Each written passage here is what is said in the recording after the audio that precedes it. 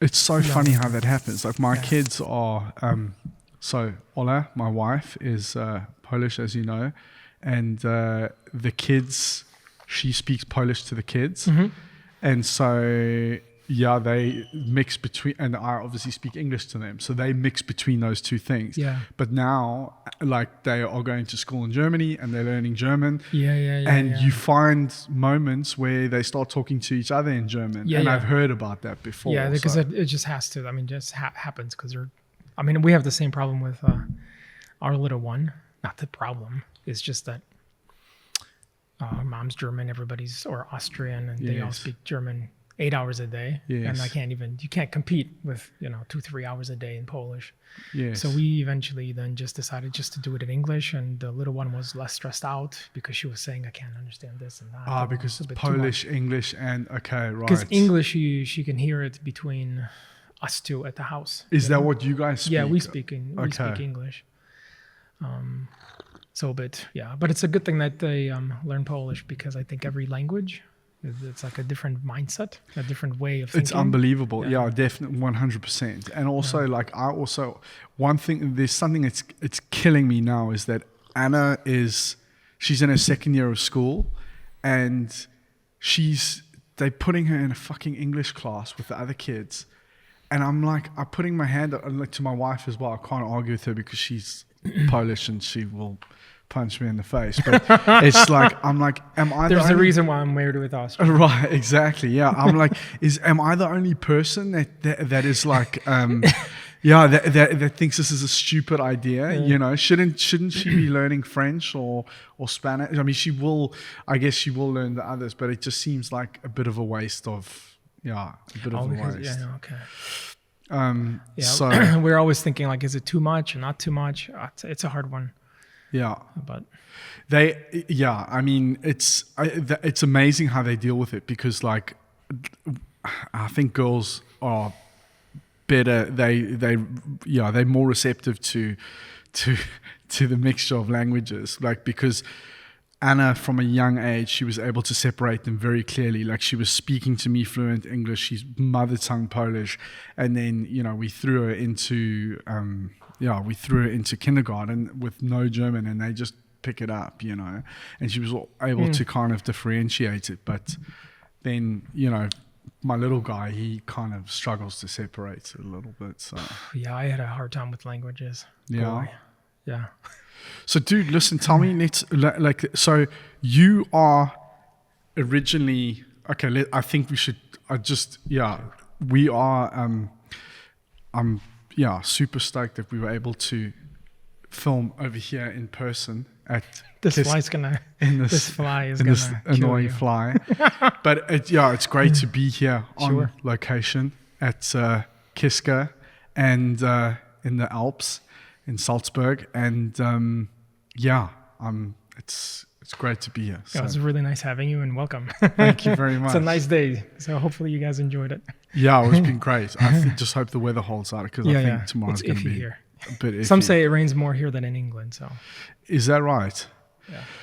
I think I've been lucky, because every time I've been here, it's been like, even in the winter, the sun's been out, the mountains are snow-capped, and I'm like, what the hell are we doing in Berlin? We need to live over here. And then Becca was saying as well that that they have like this luck that whenever anybody comes to visit the studio, like especially for a job interview, they always come and the weather's great. That's when I came here. And that's how you just get seduced. You're like, I don't care. I'm in. I'm signing up. So Wojtek, you've had a pretty insane upbringing. Sure. So I want to go back to where it all started. And you're originally Polish, and you grew up in Zakopane. Yeah. Okay. Góral. So it's a Highlander. So tell me a little bit about that. Well, it's much like here. Lots of mountains and skiing and old wooden houses. It was really nice. I mean, compared to cities, those are quite difficult in the 80s, I would say. So I had a really nice childhood. I mean, my grandfather had a wood shop. I mean, we had tractors, we had wood shops. So everything was very hands-on. There was a ski hill right behind my house. So every Which one single is day- that? Shimoshkova. Shimoshkova. Shimashkova? Yeah. No, this was, oh dude, this is back in the day. So this was not a ski hill or a ski. Oh, it wasn't like a No, it's just one commercial cable going up operation. Okay. with those discs that you put on your butt. Yes, and you yes, go yes, up. yes, yes. Yeah, because there's a lot of those as well, right? Yeah, well, they used to be. And that's how I learned how to ski. Wow. Yeah, I grabbed onto those skis really because I had a hard time with languages or like dyslexia or something like this. So Even yeah. just with one language. Yeah. Yeah. It's horrible. So once you grab onto something like that, and I kind of figured out I could just look at somebody and just figure out what they're doing, and I just immediately do the same. And so that was really kind of a cool thing to kind of distract yourself, or at least feel better about yourself, I would say. Yeah. You know. And Because school wasn't going all that well. well, school was pretty shit for me as well. Yeah. Yes. No, everything was fine. You know, I mean, sketching, drawing, art stuff was fine because that's how I grew up, making Legos and things like this. But English or Polish is just pretty hard. So what like obviously things were like what time when were you born? 1980. 80. Okay, Yeah. so like obviously there was some pretty mad shit going on in Poland at Yeah, the time. yeah, for sure. But you kind of described it as like you guys were sheltered from a lot of that stuff, being up in the mountains, right? Yeah, basically, yeah. So what drives your mom to say this is not a good idea? Well, my mom wants. I mean, her sisters were already in America. The one thing in our area is that a lot of people in our area are already in America. So there was a so bunch you of already other have people. Okay. kind of a contact or somebody there. So her sisters were already there, and her sister and my uncle already sent the paperwork for her to come over, the invitations, the whole process, you know, in the 60s, late 60s. And until 88, 89, she finally got the passports and all that kind of stuff. Oh, so that's what you meant by it took 23 years. Yeah, It literally because it just took... wouldn't let you out, or just wouldn't let you, for one reason or another, it just wouldn't let you. So how do you just send off the application and just hope that at some point it's going to happen? I don't know the details, to be honest, but my mom was saying, yeah. I mean, eventually she got a passport and the ability to leave. And I was telling you that when she got that passport and the Passat, man, she was all over the place, you know. Wow. Yeah, trying to get money and working and trying to get us out. And getting out of the country itself was like a bit of a... It was okay. Yeah, I mean, you just wanted to keep it quiet, I would say, for one reason or another, because...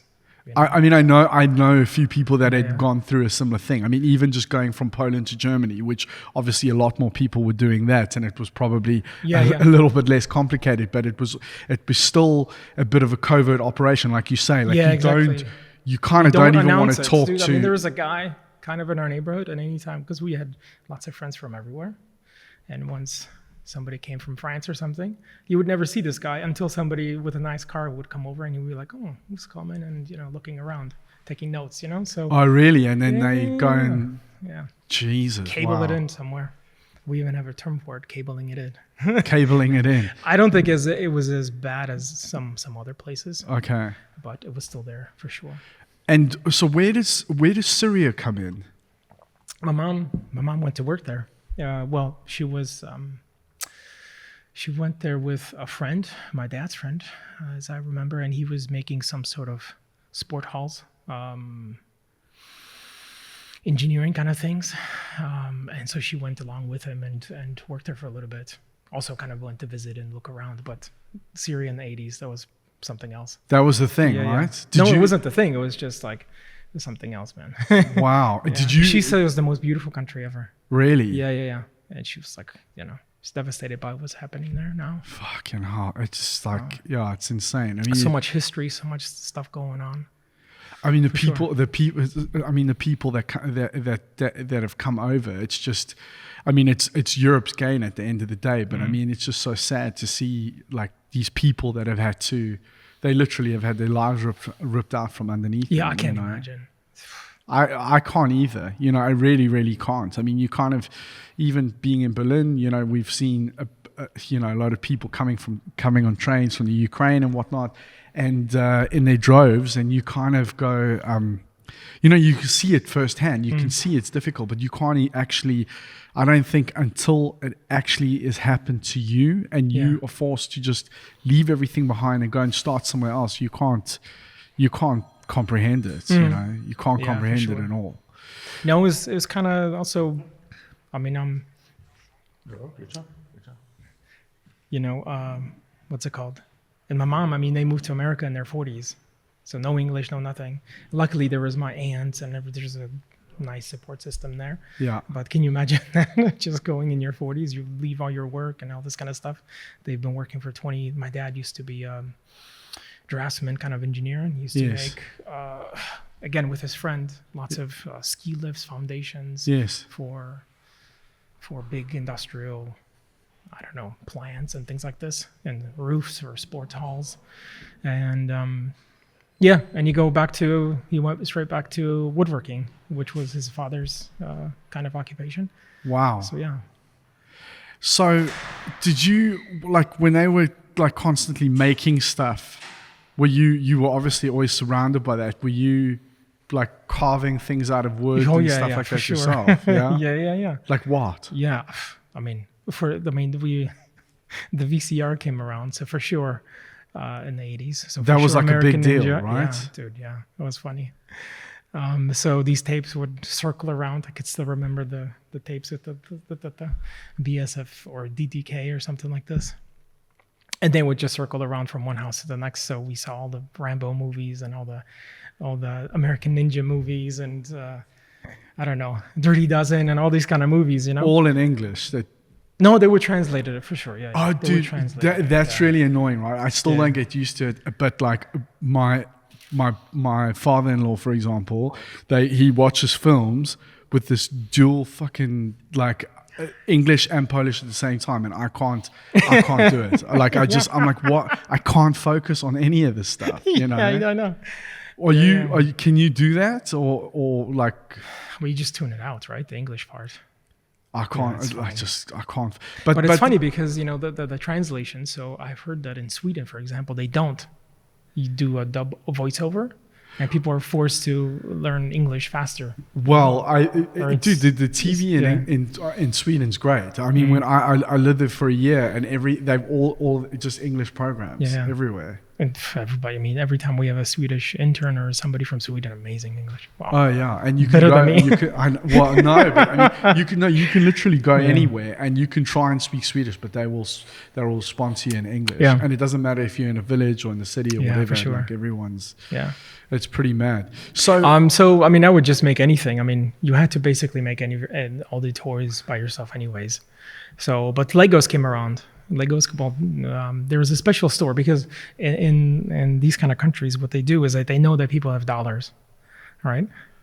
And they want those dollars. So they set up a store that they wholesale bring in stuff from Germany, and they only sell it for dollars. So when I was a kid, I was like, why do we have the Polish money, which kept increasing and whatever, and then how come we buy things with dollars, right? The whole reason is that you would get some goods, but you would give the government basically the dollars so they could have the dollars, Okay.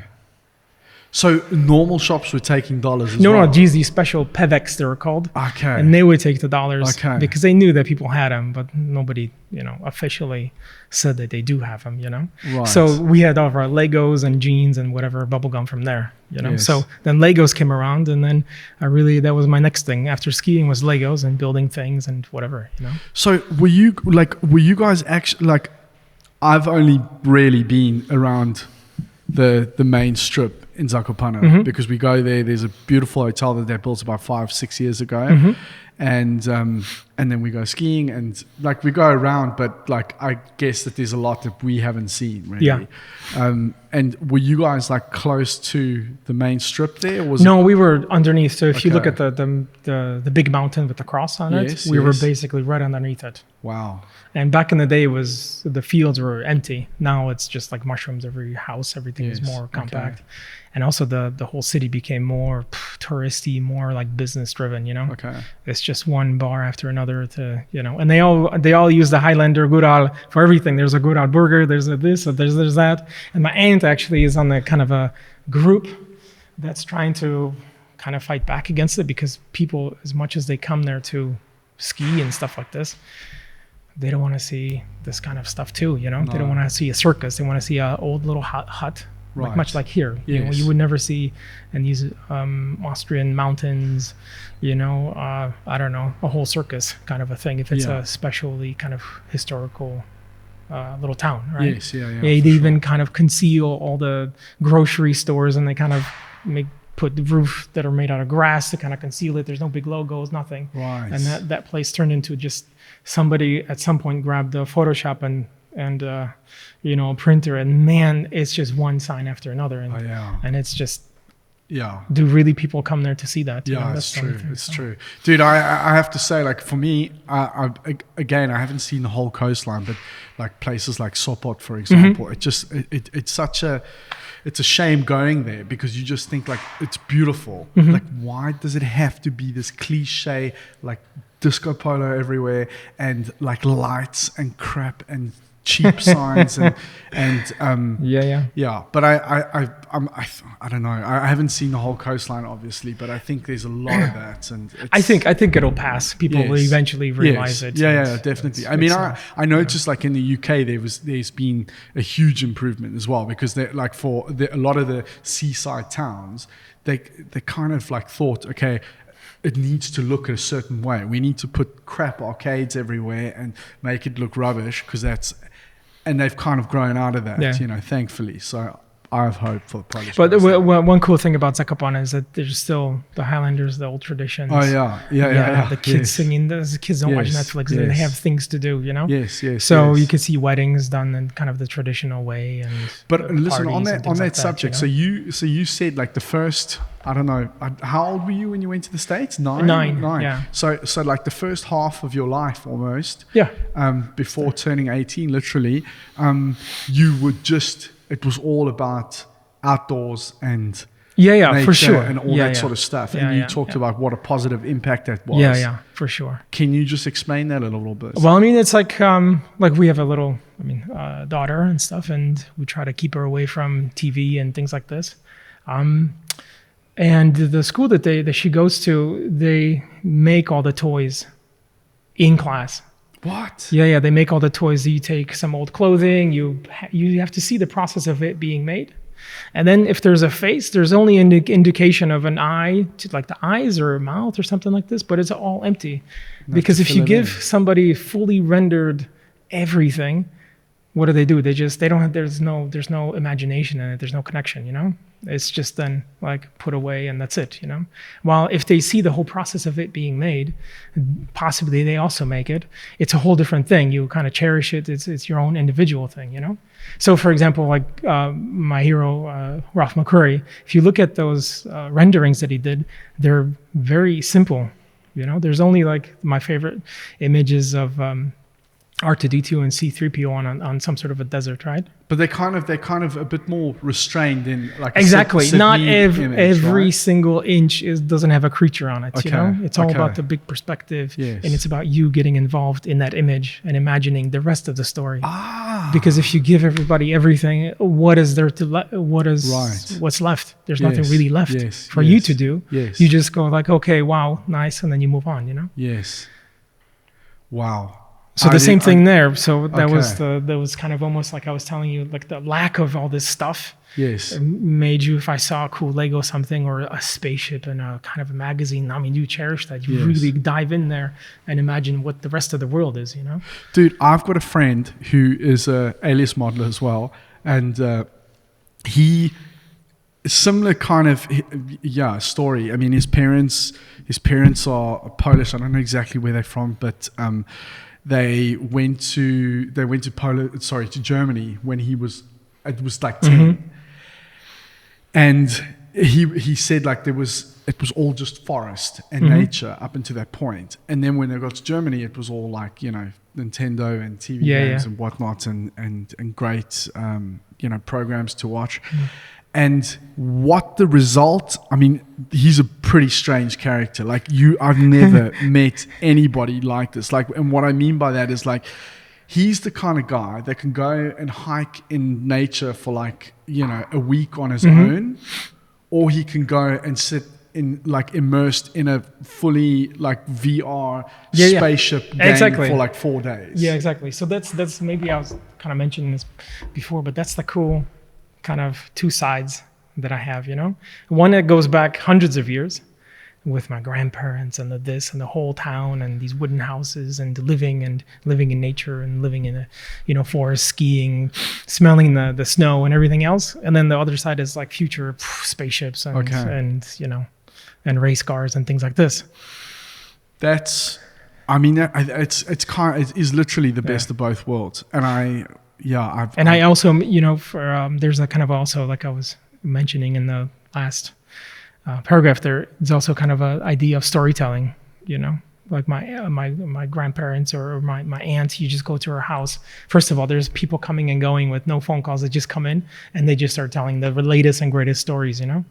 Storytelling. Yeah. For stories. So something like this is super important, I think, today, with everybody just flipping through, you know, 30 seconds. Yeah. Storytelling and obviously, communication. Conversations, talking about this, because this is like the most human kind of nature thing that we do, right? Tell me about this radio DJ that you said was had such a profound effect. Yeah, this is what he talks about essentially. Is Gene Shepherd. So he wrote The Christmas Story. Remember? Did you ever see this movie? It's a classic in America about this little boy, Ralphie. Yeah. And he's like 9, and all he wants for Christmas is his BB gun, right? Yes. And I haven't seen. It's a classic. Just look it up. But that movie is essentially a collection of his short stories that he wrote for Playboy and other places, or that he would talk about in on the radio, on his radio show.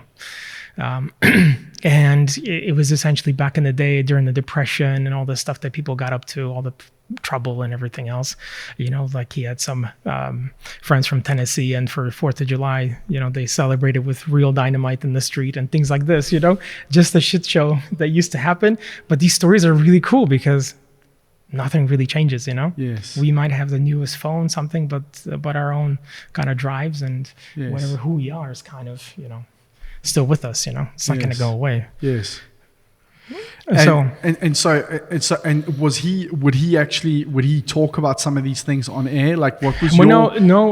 My connection was just the books. He wrote a whole series of books from his childhood stories. Okay. And the cool part was the narration of these childhood stories. As an adult, he could kind of comment on what was going on. Right. And it's just hilarious, talking about his dad winning the blah, blah, blah. I mean, some of these scenes are in the movie, but the book is just amazing. Dude, this is such an underrated skill, and it's been coming up to, more and more frequently now with some of these conversations, but it was also something that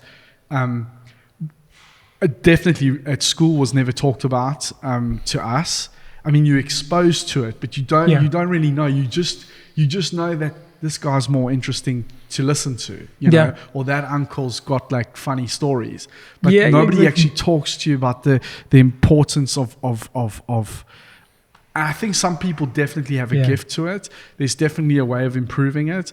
I'm terrible at it. I'm absolutely terrible at it. But my wife was talking about, how great Dave Grohl is at storytelling. Like he's just put this book out, which is like a whole collection of these short stories. But when it's so good, and he is just so brilliant at effortlessly painting the picture with just the right amount of information. I cannot do that. I'm aware at how bad I am at it, but I just can't do it. I end up fixating on a detail, and I try and I end up describing everything about this one particular detail, but like I've left out like where we are, who the people are, the interactions. Sure. It's like a real art to that. Mm. No, and like in schooling, I just remember my engineering school. And it's just the most amazing teachers ever. I mean, this one teacher is talking about thermodynamics. He starts the class with just a chalk, fills up the rest of the huge panels of the chalkboard for 2.5 hours. You're like, how, you know? Wow. But just with the chalkboard, the amount of storytelling and actually understanding what somebody's saying, I don't think it could be replaced with iPads and things like this. No, there's no human connection to it. No, absolutely not. And you know what? On the subject of engineering and storytelling, we had in my first year this Scottish guy. His name was Ivan. I can't remember what his surname was, but the guy was literally a genius. But he's one of those guys that if you spoke to him at first glance, like just very unassuming, super friendly, super open, you don't realize the crazy shit that's going on in that guy's head.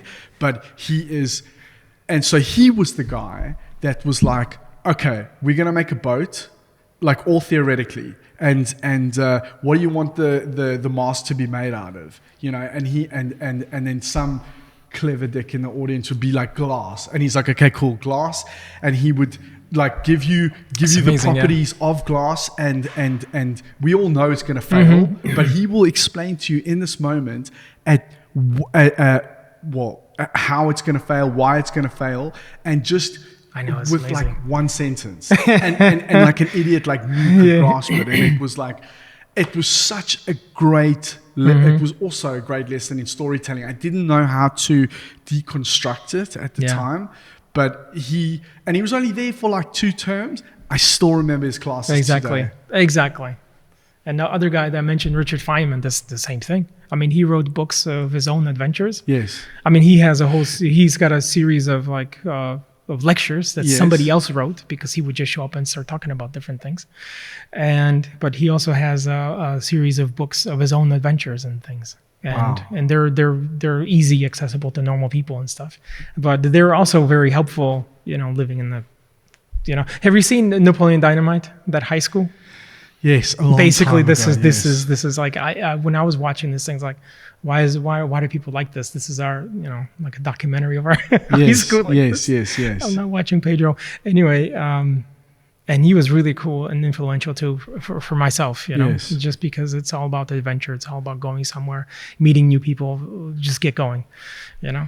So Wojtek, you guys eventually end up in the States. You over there have to learn English and all that sort of stuff. You go to high school, there's a lot to cover, but you basically you go there with very limited, if any, English, and eventually you go to University of Illinois. To study engineering. It was engineering, because at the time, you know, you would ask your counselor, I want to make cars, and it's like sounds like engineering. Yes. But at the same time, I did much better in chemistry or engineering or physics in my high school, so I thought that was probably the more natural thing to do. Okay, you know? But are you continuously drawing and everything in the background? Not really. No.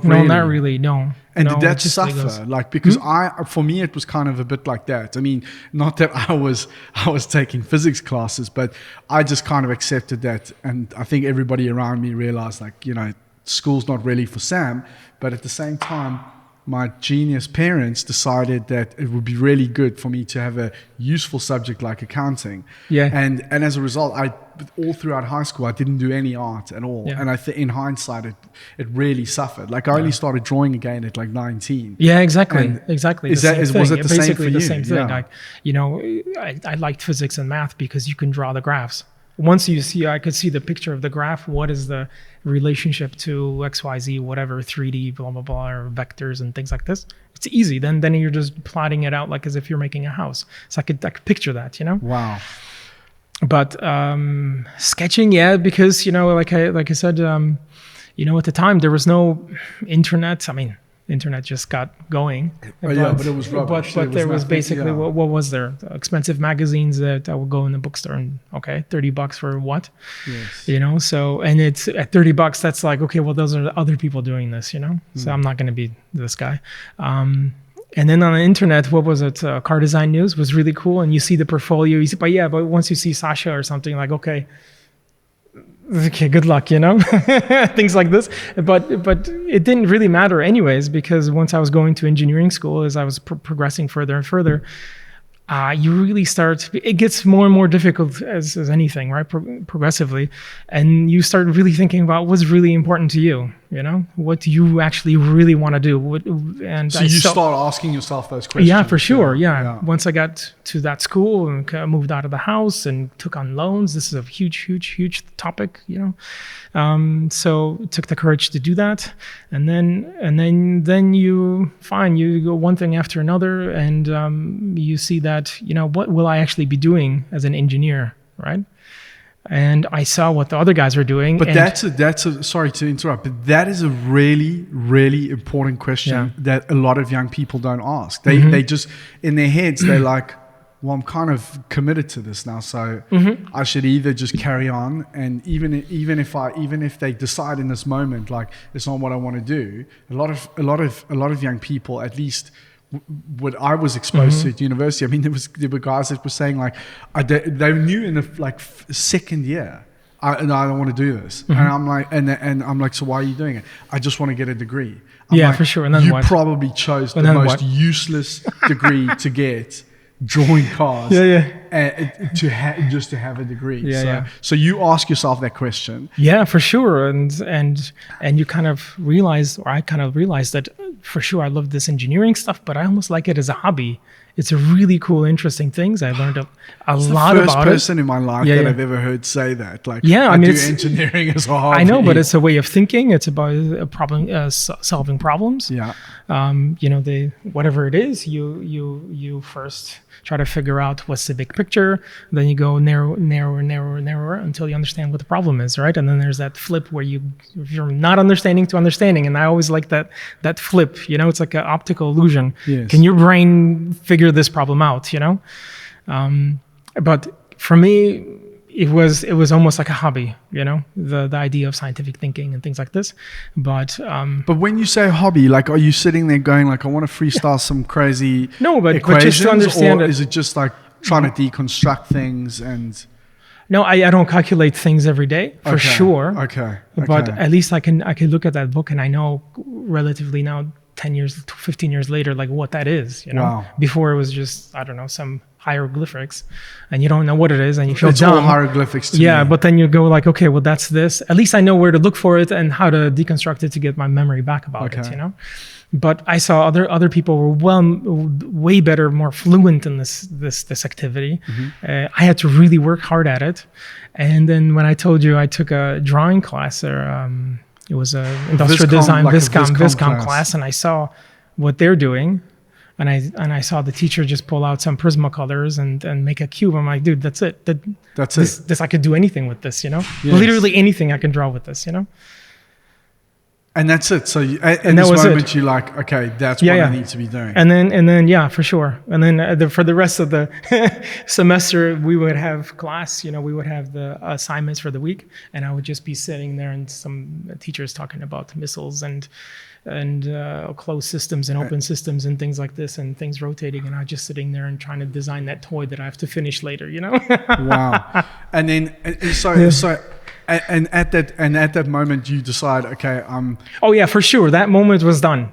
That's it, finished. I'm perfectly satisfied with what I've learned.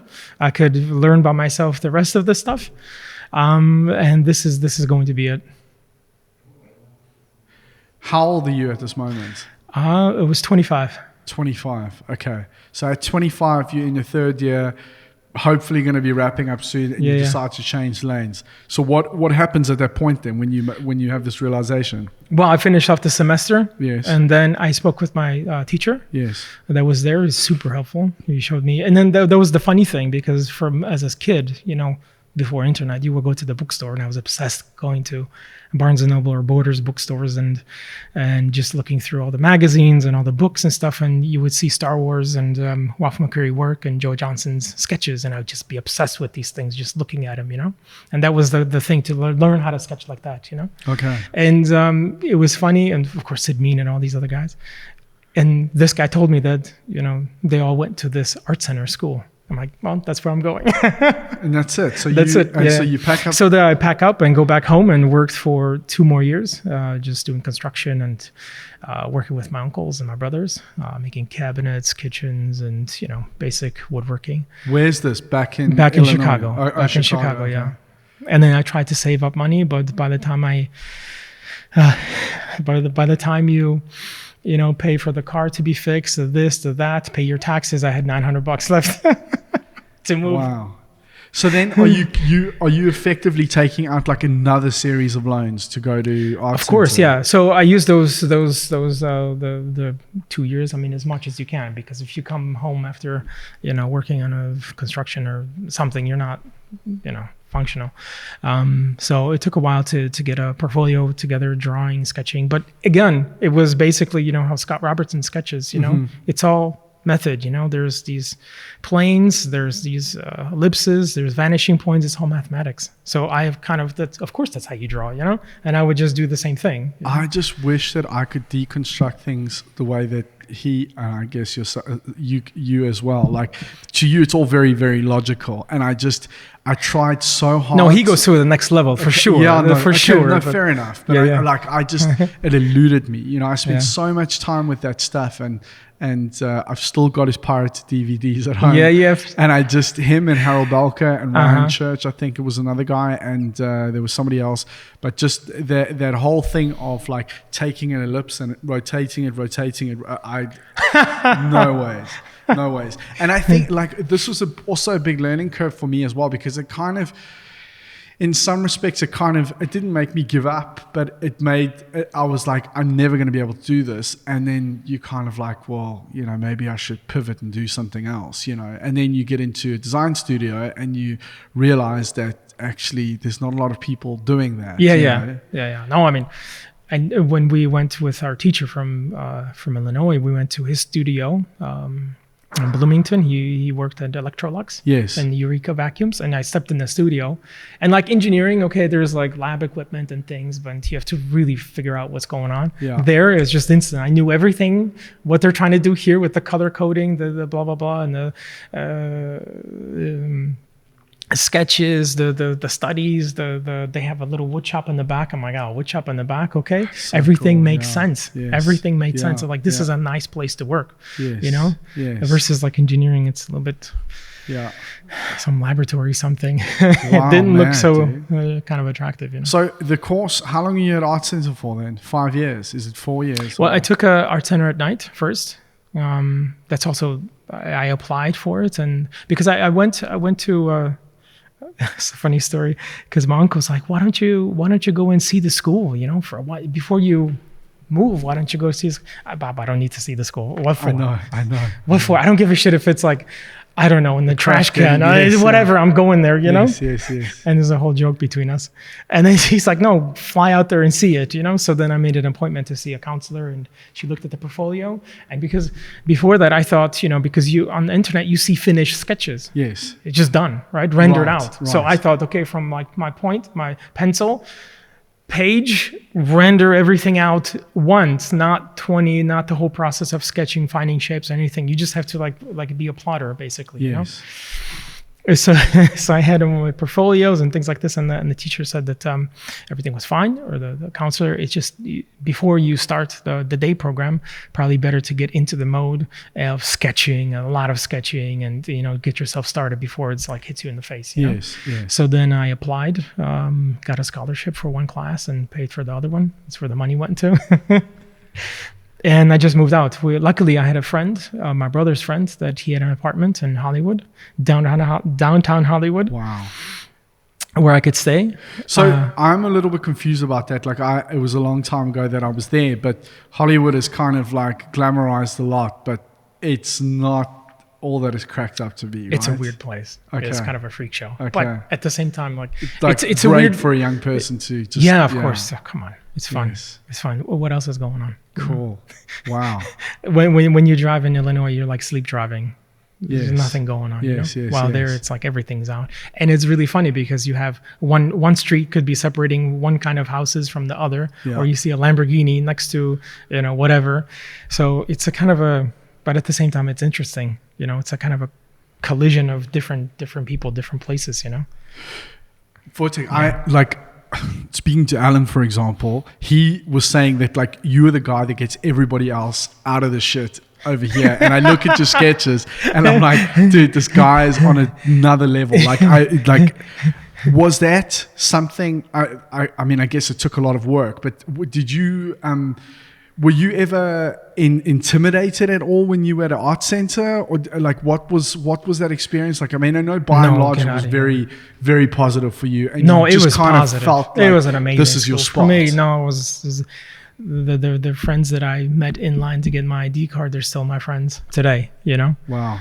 We still talk, and I had a great group of people. And the cool thing about Art Center is that people go to internships, they come back, and by the 5th, 6th, 7th term, people from upper, higher because they're coming back, and people that are younger. So it's a whole mixture of everybody. So in fact you get to know a lot more people than just your little class. Yes, yeah, I understand that. Everyone's on a different program, right? And I mean, I've heard horror stories back in the day, something, people super competitive and just sabotaging their projects or some crazy shit like this. But no, it was when I was there was amazing. Yes. Amazing, super supportive friends. Everybody's pushing each other and helping each other. It was really good. Do you think, I don't want to get into this because it will be a whole big long thing, and I know you touched on it already, and that everybody complains about the money and all that sort of stuff.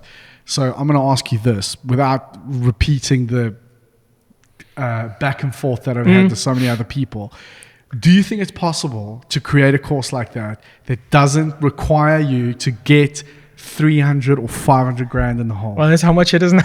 Well, I'm not saying that's how much it is, but I know a ton of kids that have like, if to speak to an art center graduate now that doesn't have parents that have the means, it's like a lot of them are graduating with like a couple of $100 grand in debt. Mm-hmm. So I know that it's not just an art center thing, but it's maybe it's an American. But listen, it's an American system. It's yes and no. I mean, of course, it's American system, but like, was this guy from Ferris Bueller Day Off, right? He always says the teacher that was finally in the movie, yes. Right? So he was Ben something. Doesn't matter. Okay. He does the super boring lecture about depression and how it happened, and they hired him as an expert, right, on the field, and he was going to be teaching somebody else, a real actor, to do this thing, right? But then he just did it. Everybody had such a good laugh at this guy doing this whole speech in this boring voice that they made him the guy that's actually in the movie, right? Right.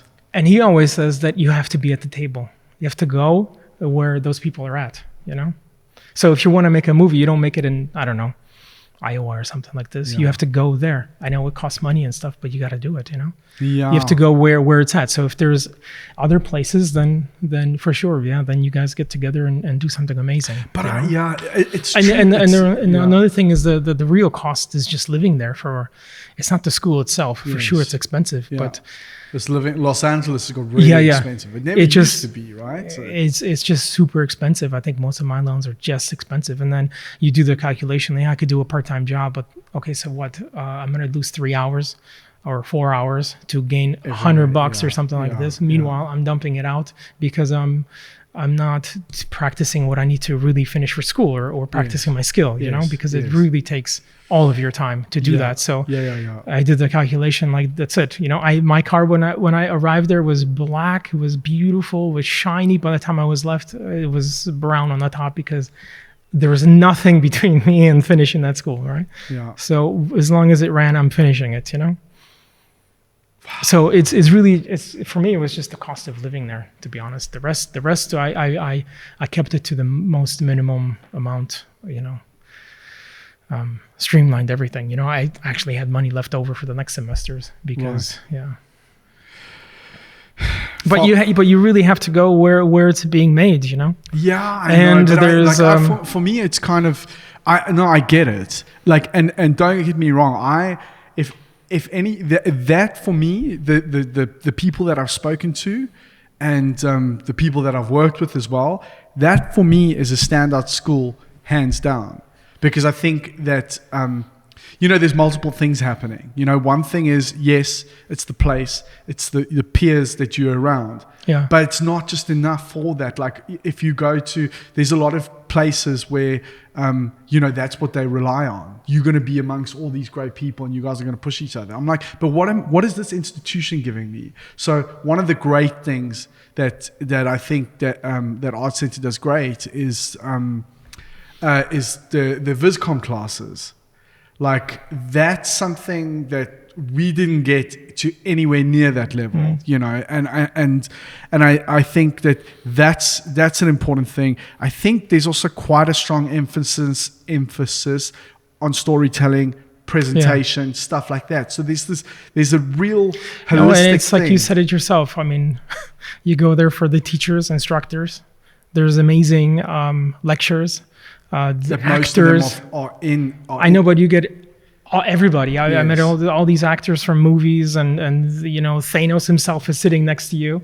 But why are they there? What are they doing? They're doing lectures because it's an interesting place. So they talk about their life and their movies and things like this. I was a cinematographer from Steven Spielberg, and you can chit chat with him. All this kind of stuff. That's So all the teachers, okay. where do they work? They're not just teachers. The whole concept of the school is that they're working professionals teaching Saturday. That's why we had Saturday school and all sorts of weird hours, because they come from work to teach the class. So they give you the best of whatever they know at that moment of what car design is about. So when you start working, you're ready to go, not like we're gonna teach you everything all over again. Yeah. So that's the cost. And then a graduation show comes up. Guess who's coming? Your teachers are going to be hiring you. All their friends, and Nice. it's it all kind of works for you. Kind of pay for what you get.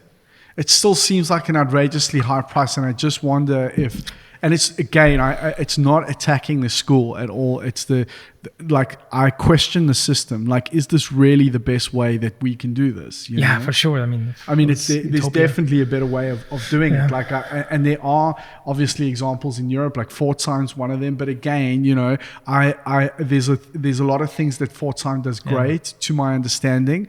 But I don't think that they necessarily. I don't think that.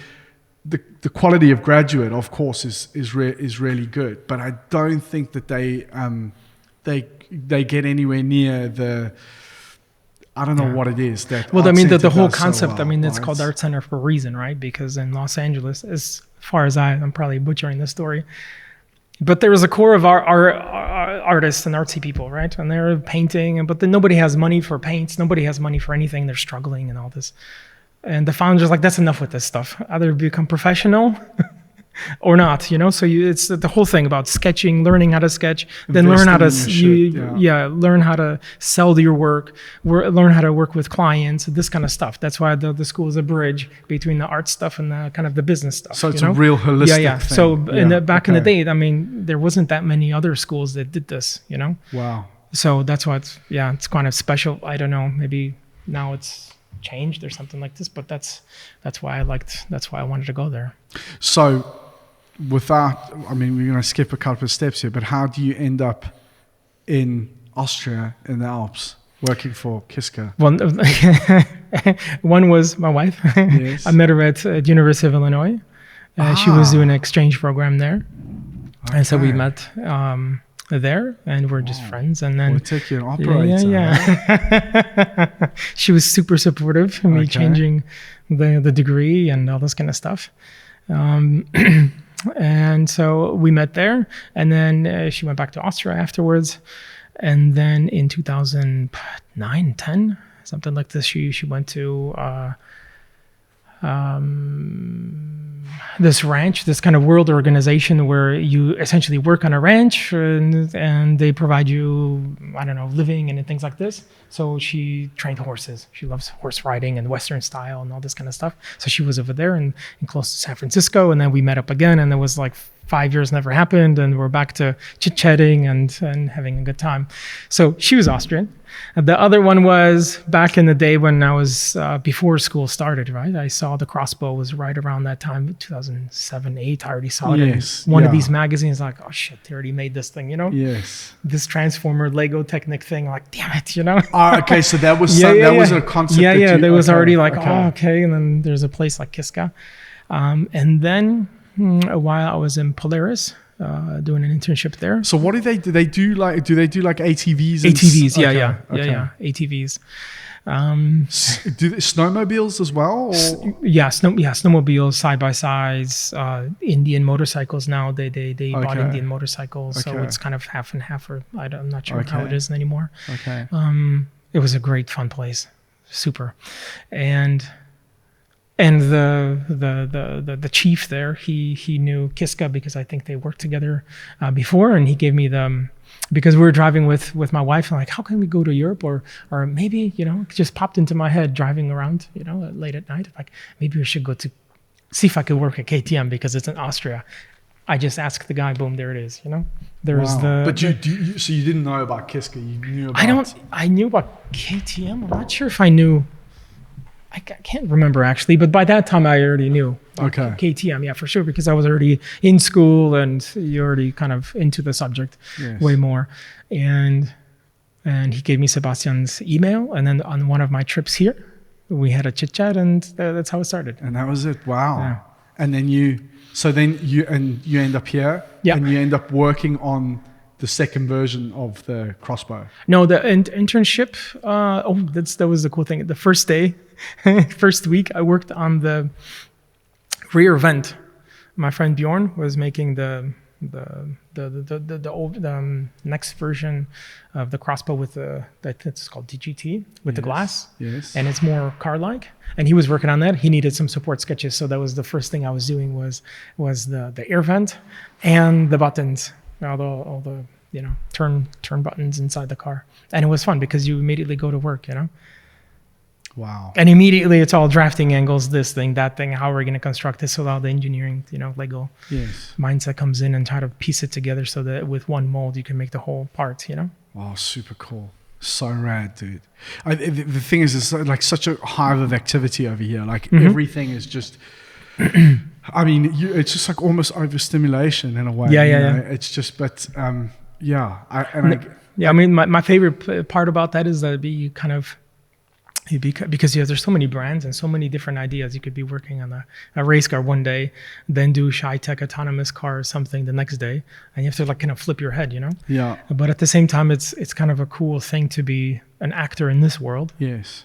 There's storytelling there, and then you're an actor in this other world, and storytelling there. Yeah. And you get yourself kind of into that mode, you know. So how are you at like simultaneously working on multiple things, which I'm sure you've got to do a lot of? But I mean, it takes a few days, but it's, you know, you just have to do it, you know. Cool. That's that art center, just do it. It's also like it's like concentration. Zero options. Just the door is closing. My favorite thing in school was the door is closed and that's it. You know, that's it. You got to get it done. There's no way not to get it done. For me, I mean, this is like an ongoing issue of mine. Is just like concentration. You know, when I'm going and I'm in the zone, if somebody comes in and like, can you? Of course, it's hard. I hate it. No, the flow is hard. But I think everybody hates it. But like for me, it's like really paralyzing. And I think like you talked earlier on about engineering and like almost like doing. It's gonna sound cheesy to say this, but my metaphor for it is almost like mind acrobatics, like jumping from, like flipping from one thing to the other. And it was just like a muscle that you've. Yeah, that's where you train it, you know, because what do? You have to go through all the iterations. I mean, they throw all these, equations at you. You have no idea where they're from, and it's a step-by-step process. But it's a step-by-step process, understanding where this little weight is going down this hill, something, and you have to piece it all together, and then come up with, concept it together, and then you come up with, the answer. But it's a process. So when I draw, a lot of the stuff that I draw, the doodles, are not like final designs or anything. They're my thinking sketches. Okay. The process of getting a shape, the process of putting something together to figure out the split line, where is it going to minimize the amount of parts needed, right? Things like this. So it's kind of a process of both kind of simultaneously somehow designing it, but not finished, but the rest is like technically how we're going to achieve this. I think like with and it applies to me definitely in my younger self, but like one of the things with regard to what you're talking about now is that I think like a lot of young designers get they get caught up in this academic requirement of producing lots of sketches. Mm-hmm. And because it's taught that, your first idea is not the best and you should try and develop something further and further and further. And yes, that's true. But there's a difference between doing 100 sketches because, the course director said that's like a good ballpark figure versus what you're talking about now. But actively working stuff out, and it's kind of a byproduct of you going like, how are we going to solve this problem? Is there iterations to get to like the first principle of the problem? Right. What is the principle? Why or what are we trying to achieve here? And that's why you do all these kind of sketches around until you figure out what is it, what is the nugget here? So, Wojtek, like in one like sentence, like what could you? No, but I know that you said that you've got no regrets of your engineering studies, and I know that. I mean, it's unquestionable. It's going to make you a better designer. So obviously, at the time, it's like a lot of people would go like, okay, there's all these obvious downsides in the short term. You like the amounts of money, time, and all that sort of stuff that you spend. But of course, in hindsight, it is this great addition to your arsenal because you're not just now the person that's drawing and having to consult other engineers. I mean, you do still do that, but of course, that's the fun part. Yeah. But you've got this great grounding in engineering yourself. What would you say, like in one sentence, is the key takeaway that you got out of that period? I think just curiosity, being able to be curious about different things. Richard Feynman talks about it. The curiosity of not just trying to. He had this story about going to Brazil to teach physics, right? He wanted to take away because he wanted to go and do something, right? So this was after the exploded the bomb. He's like, I'm out, And he went down to Brazil and he was teaching a class. And Brazil at the time, I'm not sure. I think it was Brazil.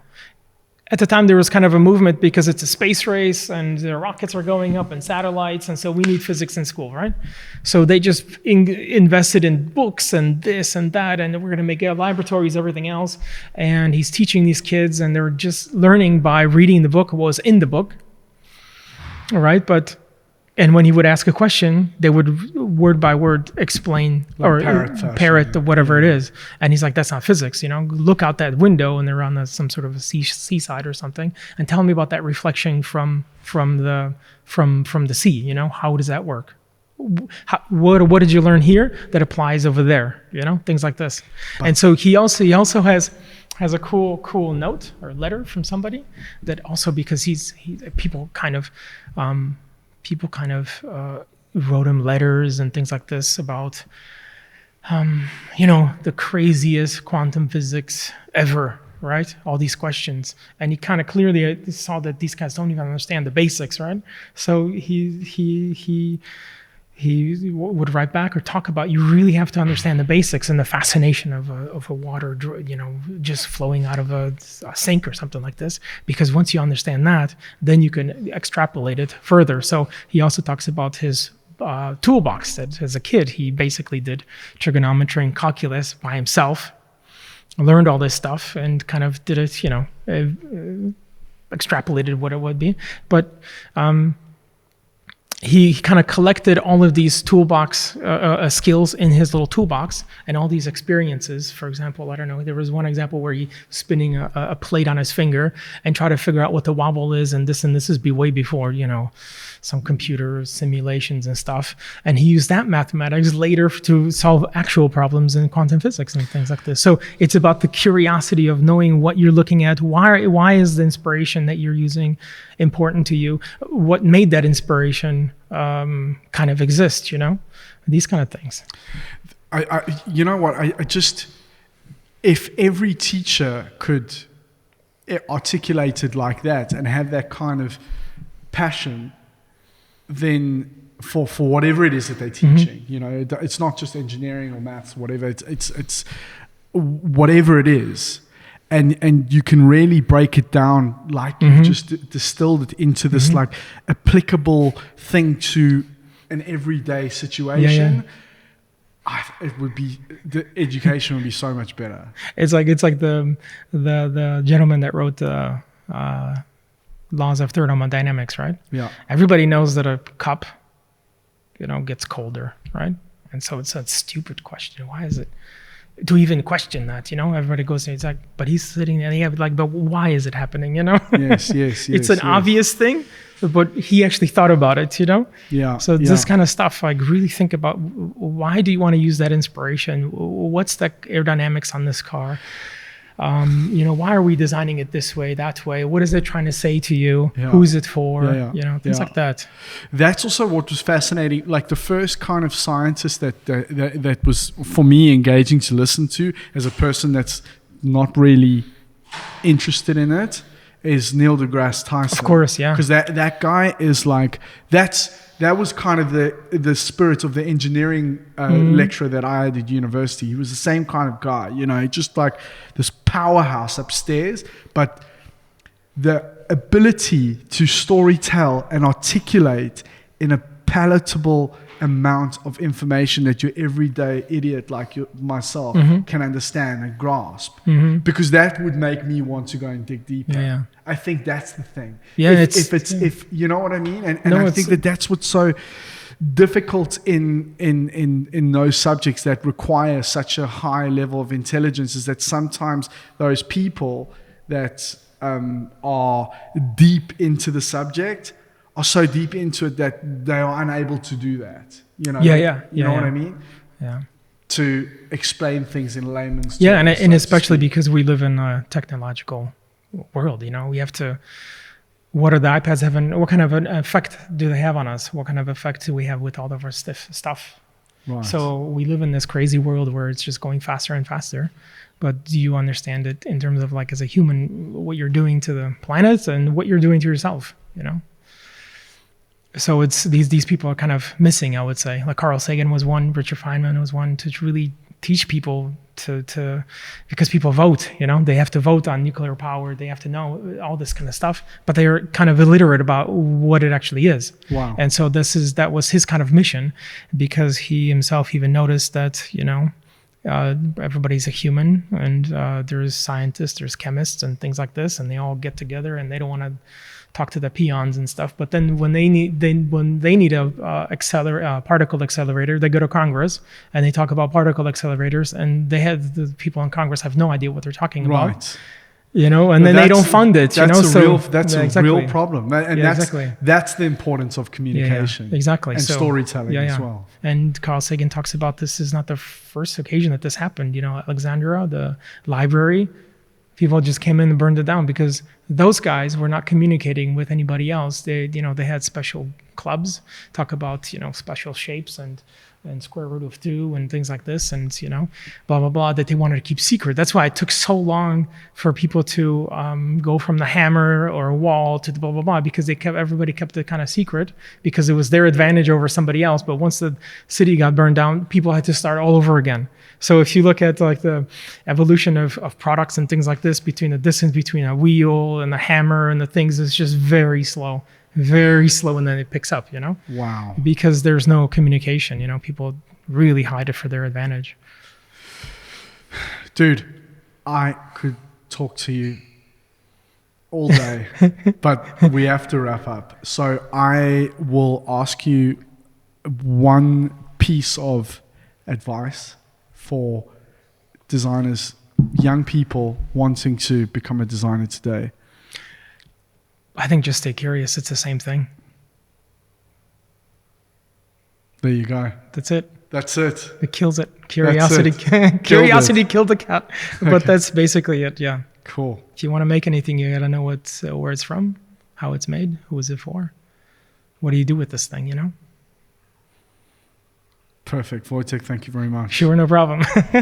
Cool. Awesome. That was a wrap.